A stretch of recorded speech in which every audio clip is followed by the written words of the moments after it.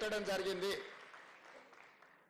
కానీ ఆ తర్వాత వచ్చిన ప్రభుత్వాలు డాక్టర్ బాబాసాహెబ్ అంబేద్కర్ గారి పేరు మార్చి ప్రాజెక్టుల రీడిజైనింగ్ పేరు మీద 1,00,000 కోట్లు మింగేసి కట్టిన కాళేశ్వరం మన కళ్ళ ముందలే కట్టుడు కూలుడు రెండు జరిగిపోయినాయి.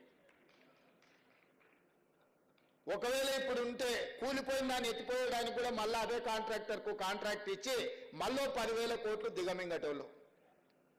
ఇవాళ అందుకే తుమ్మిడి హెట్టి దగ్గర ఏదైతే ప్రాణహిత చేవెళ్ళ మొదట్లో డిజైన్ చేసిండ్రో తప్పకుండా ప్రాజెక్టును నిర్మాణం చేయడమే కాకుండా ఆదిలాబాద్ జిల్లాకు నీళ్లు ఇచ్చే బాధ్యత కాంగ్రెస్ పార్టీ తీసుకుంటుంది.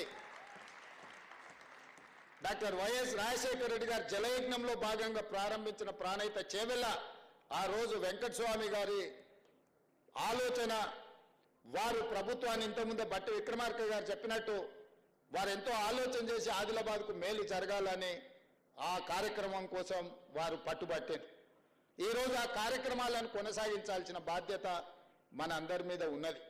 కాబట్టి ఈరోజు మిత్రులారా, పొన్నం ప్రభాకర్ గారు నేను కూడా ఆ కుటుంబ సభ్యుల్లో ఒకరిని అన్నాడు. అట్లాగినా అన్నామంటే మంత్రి పదవి మరి ఆ కుటుంబానికి ఇచ్చినట్టే అయిపోయింది అనాల్సి వస్తుంది.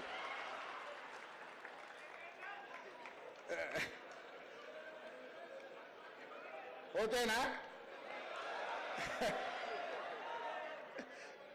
సో అందుకే ఈరోజు రాష్ట్ర ప్రభుత్వంలో తీసుకోబోయే నిర్ణయాలలో కాకా వెంకటస్వామి గారి కుటుంబం యొక్క పాత్ర క్రియాశీలకంగా ప్రముఖంగా ఉంటుంది. ఇది పార్టీ యొక్క ఆలోచన. తప్పకుండా ఆదిలాబాద్ ప్రాంత అభివృద్ధికి తెలంగాణ రాష్ట్రంలో ప్రభుత్వం అమలు చేసే సంక్షేమ అభివృద్ధి కార్యక్రమాలకు వాళ్ళ నుంచి సంపూర్ణమైన సహకారం తీసుకోవడం జరుగుతుంది. వారు ఒక స్ఫూర్తి కాకా వెంకటస్వామి గారు. కాకా వెంకటస్వామి గారికి ఆస్తులకు మాత్రమే వాళ్ళు వారసులు. వారి ఆలోచన విధానానికి పేద ప్రజలకు సేవ చేయాలన్న ఆలోచనకి మనందరం కూడా వారసులమే. వారి ఆలోచనతోని రాష్ట్ర ప్రభుత్వం నడవాలి అనేది నా ఆకాంక్ష. పేదలకు అండగా నిలబడ్డప్పుడే మన పట్ల ప్రజలు సానుభూతి చూపిస్తారు.